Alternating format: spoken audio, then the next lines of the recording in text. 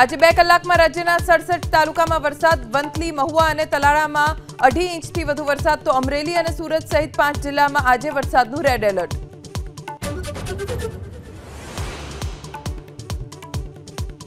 મુંબઈમાં સતત ત્રીજા દિવસે વરસાદી આફત યથાવત, વસઈ, વિરાર અને નાલા સોપારામાં ભરાયા પાણી, તો લુણાવાડામાં 24 કલાકમાં 16 ઇંચ વરસાદ.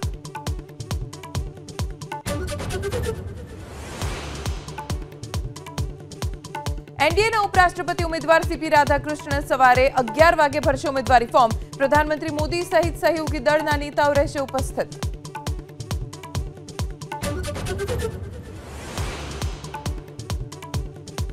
ગૃહમંત્રી અમિત શાહ લોકસભામાં આજે રજૂ કરશે 130મું બંધારણીય સુધારા બિલ.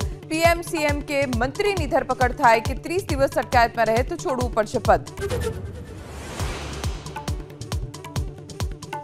આજે 2 કલાકમાં રાજ્યના 67 તાલુકામાં વરસાદ, વંથલી, મહુવા અને તલાળામાં 2.5 ઇંચથી વધુ વરસાદ, તો અમરેલી અને સુરત સહિત 5 જિલ્લામાં આજે વરસાદનું રેડ એલર્ટ.